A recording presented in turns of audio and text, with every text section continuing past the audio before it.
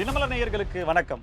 வணக்கம். 229 அரசு மருத்துவர்கள் மற்றும் பேராசிரியர்கள் கிட்டத்தட்ட ஆண்ட சொன்னோம்னா நீங்க வெலவெலத்து போயிருவீங்க. அந்த ஆண்டுல இருந்து இவ்வளவு நாளா வேலைக்கே வரல. ஆனா அவர்களோட சம்பளம் வழங்கப்படுகிறதா, இவர்கள் மேல் நடவடிக்கை எடுப்பார்களா என்று அறப்போர் இயக்கம் தொடர்ந்து கூறி வருகிறது. விவரங்களை பார்க்கலாம். 13 இடங்கள் முன்னாள் அமைச்சர் ஏவா வேலுவுக்கு சொந்தமான 13 இடங்கள்ல லஞ்ச ஒழிப்புத்துறை கடுமையான சோதனையை போட்டுக்கிட்டு இருக்காங்க. எதுக்காக இந்த சோதனை? ஏதாவது சிக்கியிருக்கா இல்லையா? விவரங்களை பார்க்கலாம். வெளியிட்டார் மின்சாரத்துறையினுடைய வெள்ளை அறிக்கை.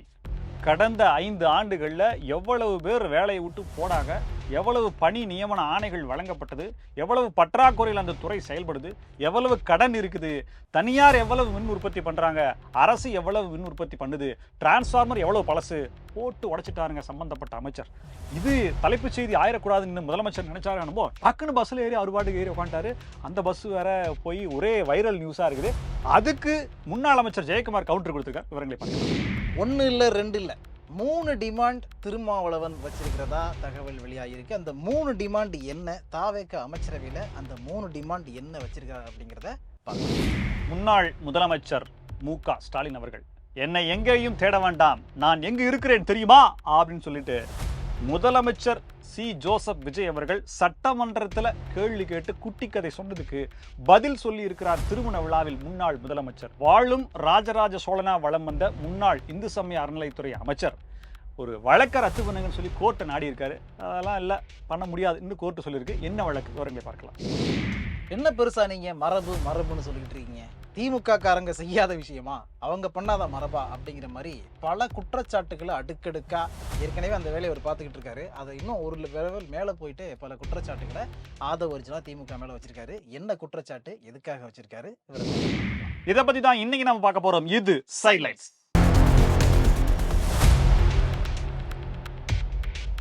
அறப்போர் இயக்கம் கடந்த சில தினங்களாகவே மருத்துவத்துறையில் ஒரு மிகப்பெரிய பிராது கொடுக்குறாங்க.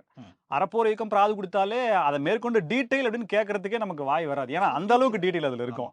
அதில் நோண்டி இன்னும் இன்டெப்தா என்னென்ன போகுதோ அது வரைக்கும் போய் அவங்க டீட்டெயில் கொடுத்துருவாங்க. டீட்டெயில்னு கேட்டாலே ஒரு கத்தையாக கொண்டு வந்து பேப்பரை வைப்பாங்க.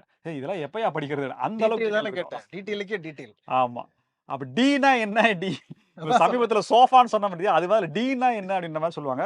229 மருத்துவர்கள் வேலைக்கே வராம சம்பளம் வாங்குகிறார்களா?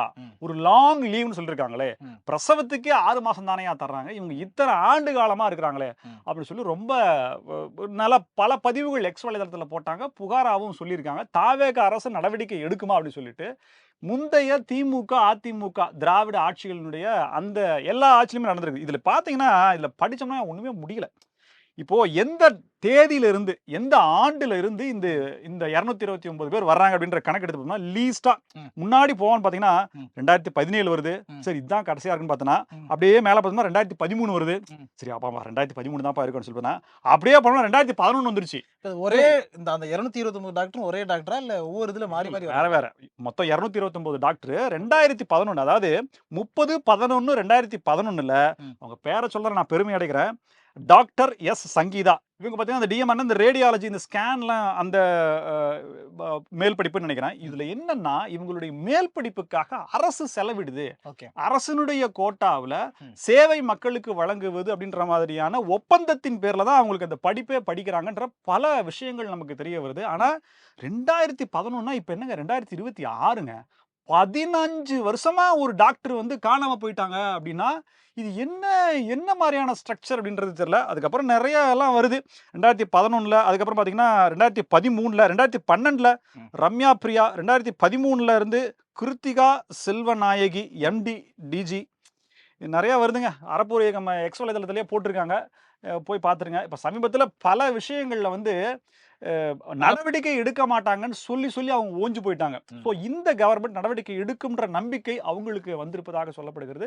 இவங்களுக்கு கொடுக்கப்பட்ட பண பலன்கள், விடுமுறைக்கான விடுப்பு, படிப்புக்கு செலவழித்த தொகை, இவங்க மக்களுக்கு சேவை ஆற்றுவதற்காக போட்ட ஒப்பந்தம் என்ன ஆச்சு, இதெல்லாம் தாண்டி இவங்க இந்தியாவில் தான் இருக்காங்களான்ற கேள்வி வச்சிருக்காங்க. பாஸ்போர்ட் முடக்கப்படணும். பல மருத்துவர்கள் வெளிநாடு போயிட்டாங்க, பல மருத்துவர்கள் தனியார் மருத்துவமனையில் வேலை செய்கிறாங்க, பல மருத்துவர்கள் தனியார் டிஸ்பென்சரியாக வச்சுட்டாங்க. இதுல ஒருத்தர் சொல்றாங்க அவங்க என்னன்னா ம். அரசு மருத்துவமனைக்கு அப்படியே ஆப்போசிட்லயே அவரு மருத்துவமனை வச்சிருக்காராம், அவரு இந்த லிஸ்ட்ல இருக்காருன்றாங்க. நிறைய டாக்டர் உள்ளபடியே கிளினிக் வச்சிருப்பாங்க. எப்படி இது இவ்வளவு படித்தவர்கள் ஒரு சேவை மனப்பான்மை கொஞ்சமாவது இருக்கிறவங்க தான் மருத்துவத்துறைக்கே வருவாங்க, டாக்டரா படிப்பாங்க.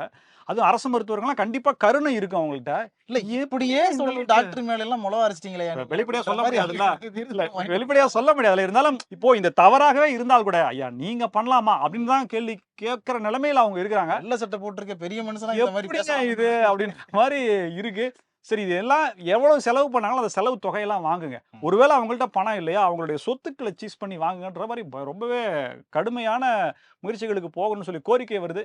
என்ன நடக்குன்றது தெரியல. முன்னாள் அமைச்சர் ஏவா வேலுக்கு சொந்தமான 13 இடங்கள்ல வந்து லஞ்ச ஒழிப்புத்துறை போலீசார் சோதனை பண்ணியிருக்கிறாங்க. சோதனை போயிட்டே இருக்கு. பொதுப்பணித்துறை அமைச்சராகவும் நெடுஞ்சாலைத்துறை அமைச்சராகவும் கடந்த காலத்துல இருந்தாரு. அவர் மேல வந்து அடுக்கடுக்கான குற்றச்சாட்டுகளை அறப்போர் இயக்கம் வச்சிருக்காங்க. அதாவது ரோடே போடலையாம், ரோடு போட்டார் அப்படின்னு சொல்லிட்டு ஒரு 3,02,00,000 கணக்கு எழுதியிருக்கார் அப்படிங்கிறது ஒண்ணு. ஸோ வேலு மட்டும் கிடையாது, வேலுக்கு நெருங்கி இருக்கக்கூடிய ஒரு 11 பேர் மேல இந்த வழக்கை பதிவு பண்ணியிருக்காங்க.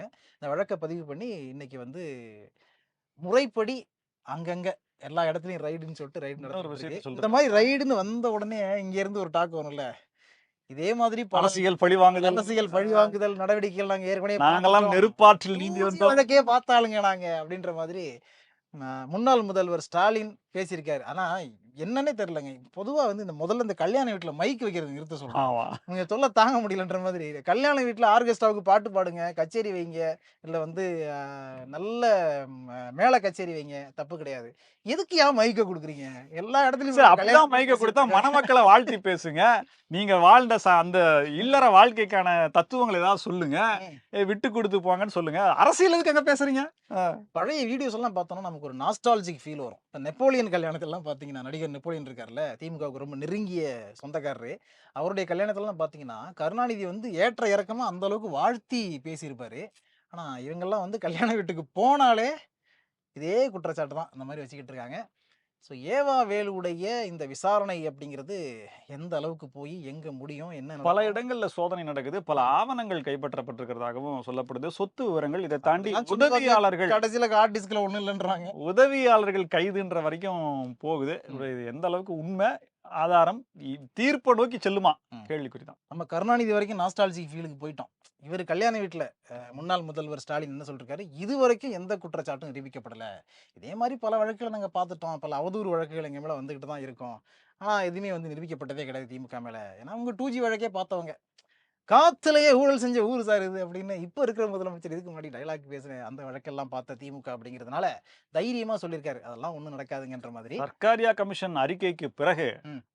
எந்த கமிஷன் வச்சாலும், யாரு விசாரணை வச்சாலும், எந்த ஊழல் வழக்கு போட்டாலும் அதுல தீர்ப்பு மட்டும் திமுக கொடுக்கவே முடியாது. கொடுக்க முடியாது. இன்றைய பிரேக்கிங் நியூஸ், ம். தமிழகத்தினுடைய மின்சாரத்துறையினுடைய வெள்ளை அறிக்கை. பஸ்ல போனது பிரேக்கிங் நியூஸ் இல்லையா? அதான் அது என்ன தெரியல, யாருக்கு 2 பேத்துக்கு என்னன்றதுல 2001 இருந்து தோண்டி இருக்காருங்க. ம். ஒவ்வொரு 5 ஆண்டுகளுக்கும் எவ்வளவு வருவாய், எவ்வளவு செலவு, எவ்வளவு பற்றாக்குறை அப்படின்றதும், ம். டிரான்ஸ்ஃபார்மர்ல எவ்வளவு பழசு இப்ப இருக்குது அப்படிங்கிறதும், ம். தொழிலாளர்கள் பற்றாக்குறையில எப்படி ஓடிக்கிட்டு இருக்கு அப்படின்னும், ம். கடந்த திமுக ஆட்சியில எவ்வளவு தொழிலாளர்கள் ரெக்ரூட் பண்ணப்பட்டாங்க. 300 சொச்சம் பேர் தான் ரெக்ரூட் பண்ணப்பட்டிருக்காங்க. ஓகே. மொத்தமாவே அவ்வளவுதான் வந்திருக்கு போல இருக்குது. ம். கிட்டத்தட்ட ஆயிரக்கணக்கான நபர்கள் ஷார்டேஜ்ல பண்றாங்க. ஒரு ஆள் குறைந்தபட்சம் 4 இருந்து 5 நபர்களுடைய வேலையை பார்க்கறாரு. அதிகபட்சம் 10 பேரோட வேலையை பார்க்கறாரு வேலையை பார்க்கறாரு அப்படின்ற மாதிரி சொல்லியிருந்தாரு. முழுக்க முழுக்க மனித சக்தியை பயன்படுத்தி அந்த ஹியூமன் பவர் அதை வச்சு தான் அவங்க பண்ணணும். பட் அதை எப்படி இவங்க பண்றாங்கன்றது செலவுன்னு அது ஒன்றும் சம்பளம் கொடுக்குறது ஒன்றும் பெரிய செலவே கிடையாது. பவரை வச்சு எலக்ட்ரிசிட்டியை ப்ரொடியூஸ் பண்ணாங்க. ஆமா, ஹியூமன் பவரை வச்சு பவர் எடுக்கிறது. பவர் எடுக்கிறாரு.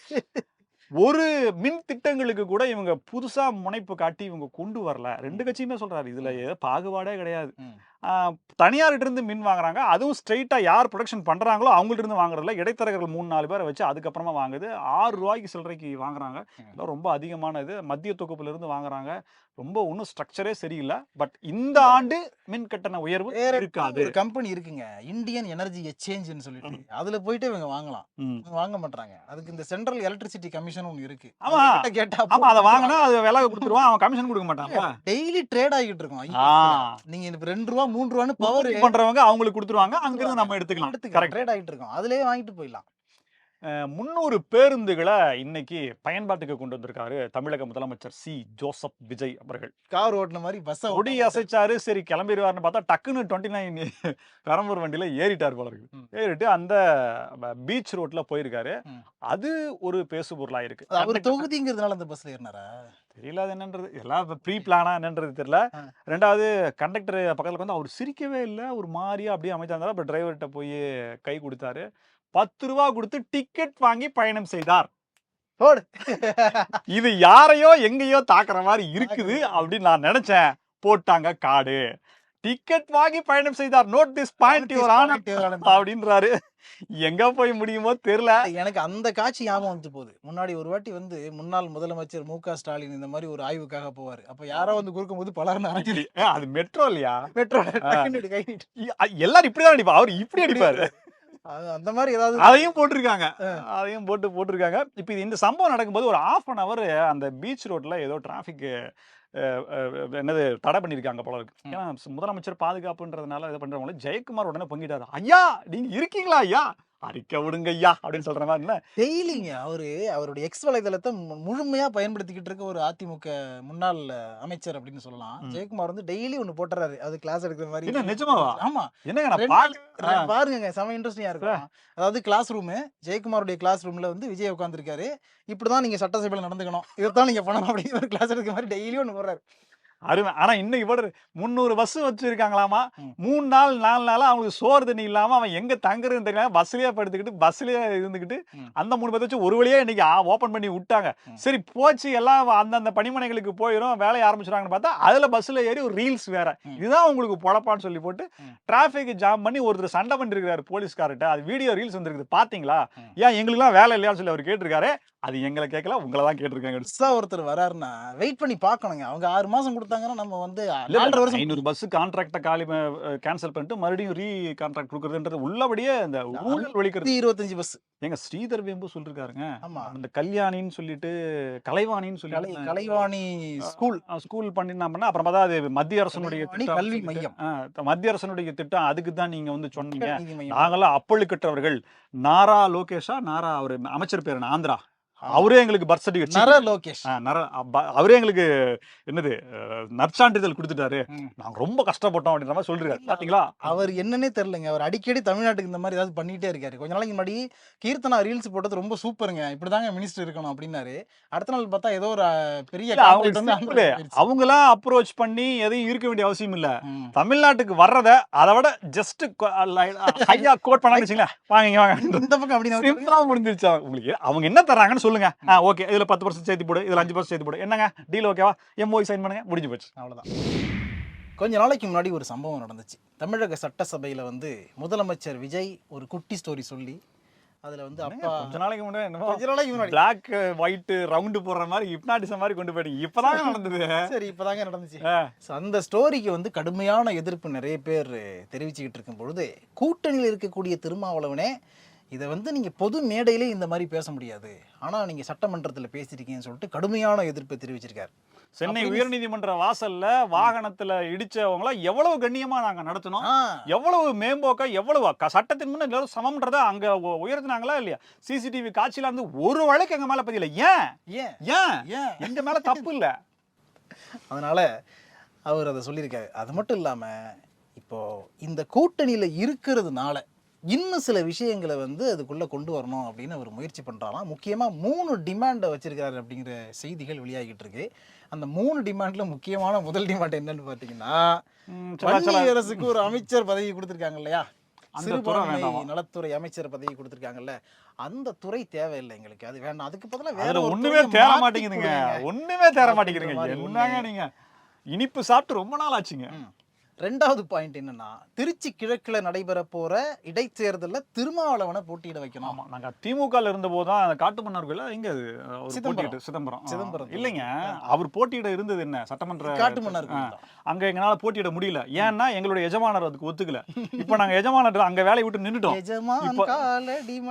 காப்பீட்டு வந்து கம்ப்யூட்டருங்க. இப்ப நாங்க திமுக இருந்து வேலையை விட்டு நின்னுட்டோம். இப்ப தாவேக்காக வேலை செய்யறோம். சோ முதலாளி வேலைன்றனால நீங்க எனக்கு திருச்சி கிழக்குல கொடுங்க அப்படின்னு சொல்லி கேட்கறாரு போல இருக்குது. அதுக்கப்புறம் வாரிய தலைவர் பதவியும் வேணும்னு கேட்டுக்கிட்டு இருக்காரு அப்படிங்கிற 2 சீட்டை வச்சுட்டு எத்தனை கேட்பீங்க. இப்ப இந்த இடத்துல இன்னொரு ட்விஸ்ட் என்னன்னா, நமக்கு இந்த கட்சி தேவையா, இது நமக்கு தேவையான்ற மாதிரி முதலாளி யோசனை முதலாளி பண்ணாங்க. வந்து இவன் நமக்கு சரிப்பட்டு வர மாட்டான் போல இருக்குது. அதாவது ஏன்னா இதுக்கு பதிலா பாட்டாளி மக்கள் கட்சியை கூப்பிட்டுக்கலாம் அப்படின்ற மாதிரி ஏங்க, பிளான் பண்ணி மதிமுக வாசல்ல 2 பேரை போட்டிருக்காங்க. இப்ப சண்டை பாத்தீங்கல்ல, ஆர் ராசாவுக்கும் துரை வைகோவுக்கும். இது ரொம்ப அதிக பிரசங்கித்தனம் அப்படின்னு இருக்கு. நீங்க கூட்டணி ஆமா, பொதுக்குழுல 1,00,000 பேர் வந்துருவாங்க, அப்படியே அறுத்து தள்ளிரு அப்படின்னு ரேஞ்சுக்கு அவர் பேசியிருக்காருங்க. திமுக கூட்டணியில இருந்து நீங்க வெளியே போயிட்டேன்னு சொல்லுங்க, கூட்டணி இல்லைன்னுலாம் சொல்லாதீங்க அப்படின்னு. அது ரொம்ப நாளா தனித்து நிப்போம் 214 தொகுதி தனித்து. ஐயா, திமுக நிக்கணும், 214 தொகுதியில் வெற்றி பெறணும், அதை நான் வாசிக்கணும். வாசிக்கணும்ங்கிறீங்க. இல்ல இந்த திருமாவளவன் இந்த மாதிரி சொல்லிட்டு இருக்கும்போது, இந்த டிமாண்ட் எல்லாம் இவர் வைக்கிறாருங்கிற செய்தி வரும்பொழுது, தாவேக்க தலைமை வந்து இந்த மாதிரி பிளான் பண்றாங்களாம். பாமகவை உள்ள கூட்டம் தான் நல்லா இருக்கும்ன்ற மாதிரி சில பேர் அவங்களுக்கு ஐடியா கொடுத்துருக்காங்க. அன்புமணி ராமதாஸ், சாரி சௌமியா அன்புமணி அவர்களுடைய ஸ்பீச்ச ரொம்ப, அதாவது டிப்ளமேட்டிக்கா இருக்கு, ஸ்டாட்டிஸ்டிக்ஸ் இருக்கு, டிப்ளமேட்டிக்கா இருக்கு, ஹம்புலா சொல்றாங்க. அவங்க சட்டமன்றத்தில் யாரையும் புண்படுத்துறது கிடையாது. எதிர்க்கட்சியா இருந்தாலுமே அவங்கள எதிர்த்து பேசணும் அப்படின்றதுல ஒரு சலசல பின் டிராப் சைலன்ஸ்ல அவங்க சொல்ல வந்து சொல்லிட்டு விவரத்துக்கே பெயர் போன பெரும் புள்ளியாச்சு அவங்க ஃபேமிலி, அதனால அது வரும். இன்னொன்று, பாமகவை உள்ளே சேர்த்தோம் அப்படின்னா அவங்க என்னதான் இந்த மாதிரியான இடஒதுக்கீடு இடதுசாரி சிந்தனை உள்ள மாதிரி காட்டிக்கிட்டாலும் பேசிக்கிட்டாலும் அவங்க மேலே இருக்கிற இமேஜுங்கிறது வேறங்க.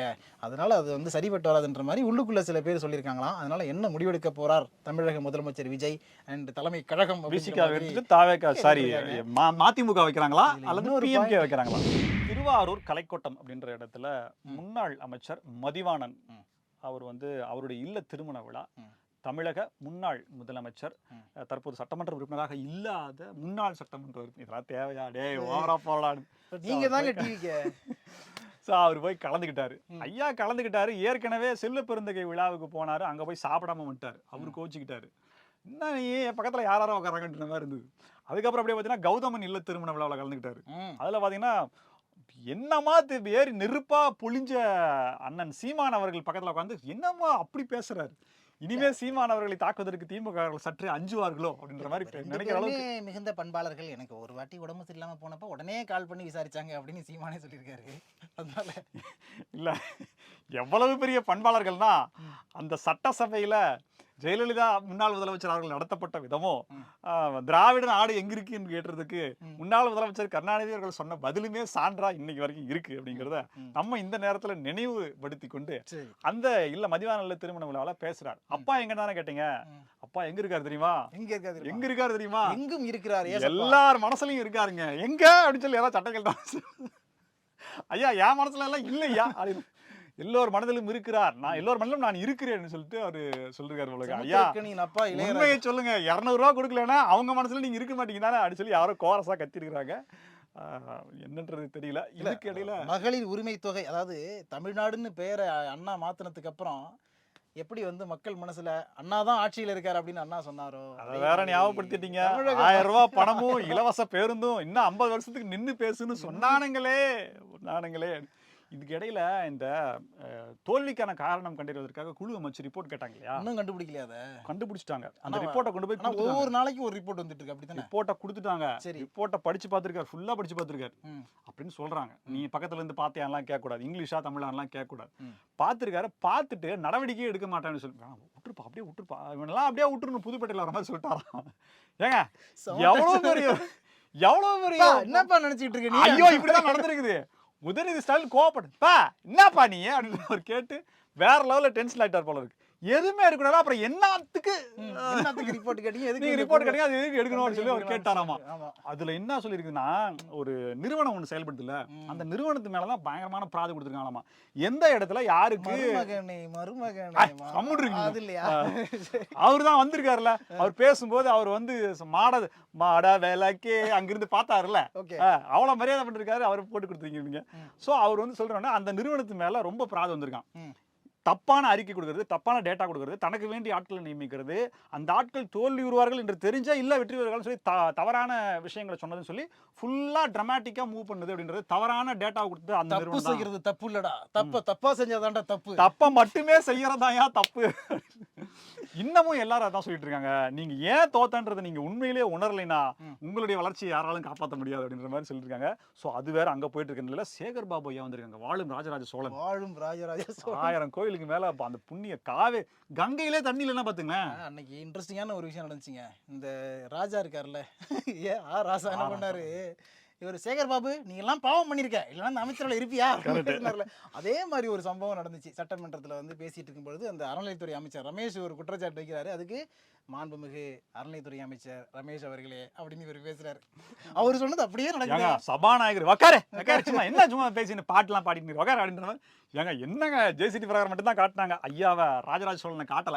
சோ அவர் என்னன்னா அவர் போய் நீதிமன்றத்தை போய் நான்லாம் எப்பேற்பட்ட ஆள் தெரியும், நான் யார் தெரியும், முதல்ல நீதிமன்றத்துக்கே வரக்கூடாதியா, இன்னும் 2000 வருஷத்துக்கு என்னோட புகழ் பேசுயா, திருச்செந்தூர் கோயில் இருந்து எல்லா கோயிலுக்கும் கும்பாபிஷேகம் பண்ணது யாரையா, நான் தான் ஒத்த பைசா நான் திருடுனாயா அப்படின்லாம் கேட்கல.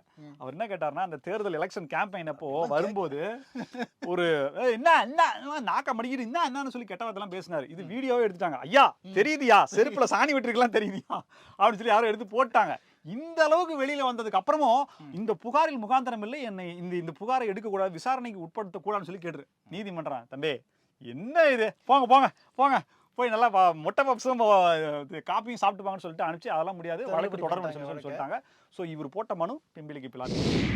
என்னங்க நினைச்சுக்கிட்டு இருக்கீங்க நீங்க? என்னமோ உதயநிதி இந்திய எதிர்ப்பு போராட்டத்துக்கு அந்த கள்ளக்குடி கண்ட கருணாநிதி வாழ்கவேன்னு சொல்லும்போது பக்கத்துல கருணாநிதியை கல்லெடுத்து கொடுத்ததே இவர்தான் அப்படின்ற ரேஞ்சுக்கு நீங்க பேசிட்டு இருக்கீங்கன்னு சொல்லிட்டு பயங்கரமா டென்ஷன் காந்தி உப்பு ஆயிருக்கு. சத்தியாகிரகம் போனார்ல, ஆமா, அதுல 4வது வரியில 2வது நின்றுட்டு இருப்பாரு பாருங்க, சின்ன பையனா அந்த போட்டோல பாருங்களேன். உதயநிதி.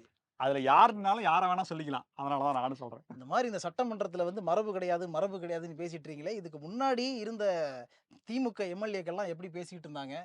ஒரு கல் ஒரு கண்ணாடியில் ஆரம்பித்த உதயநிதி அப்படின்னு சொல்லிட்டு ஆரம்பிச்சுதான் பேசுவாங்க.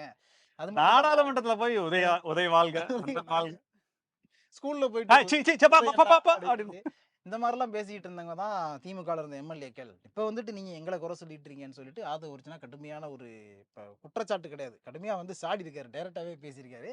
அது மட்டும் இல்லாம இந்த மாண்புலாம் சொல்றீங்க, மரபுலாம் சொல்றீங்களே, சட்டமன்றத்துல முன்னாள் முதலமைச்சர் ஜெயலலிதா அவர்களுடைய உடையை கிழிச்சது யாரு? அது மொளமா கிலோவா? மாண்பு. இதுல இன்னொரு விஷயம் நீங்க கவனிச்சீங்க, இப்போ இபிஎஸ் பேசும்போது மாண்புமிகுங்கிற வார்த்தை முழுதா சொல்ல மாட்டாரு. மாண்புமிகு பூ வராது. இது ஏற்கனவே கிண்டல் பண்ணிட்டாங்களா, ஆர்டிகிளே வந்துருச்சு மாண்புமிகு அப்படின்னு சொல்லி ஃபேஸ்புக்ல எல்லாம் போட்டு இது நம்ம டைவர்ட் ஆகுது. இந்த மாதிரி ஆதவ அர்ஜுனா வந்து கடுமையான குற்றச்சாட்டுகளை வச்சிருக்காரு. நீங்க யாரு, உங்களுக்கு என்ன ரைட்ஸ் இருக்கு இதெல்லாம் கேட்கறதுக்கு? நீங்க எல்லாம் ஏற்கனவே இதை விட பல மடங்கு பண்ணிட்டீங்க, நாங்க பண்றதெல்லாம் சாதாரண விஷயம்ன்ற மாதிரி அவர் சொல்லியிருக்காரு. ஸோ எல்லா இடத்துலையுமே வந்து இப்போ தாவேக்காவில் என்ன நடந்தாலுமே அதுக்கு டக்குன்னு முன்னாடி வந்து முந்திரி கொட்ட மாதிரி பதில் சொல்றது ஆதவ அர்ஜுனா தான். அந்த அடிப்படையில் இதுக்கும் அவர் ஒரு பதில சொல்லியிருக்காரு. முதல் அமைச்சருக்கு அடுத்தபடியா அவர் முதல் அமைச்சரா இருக்காருல்ல, நம்ம சொல்ல முடியல, முதல் அமைச்சர். இதே போல பல புதிய தகவல்களோடு மீண்டும் உங்களை சந்திக்கிறோம். இது சைலைட்ஸ். நன்றி.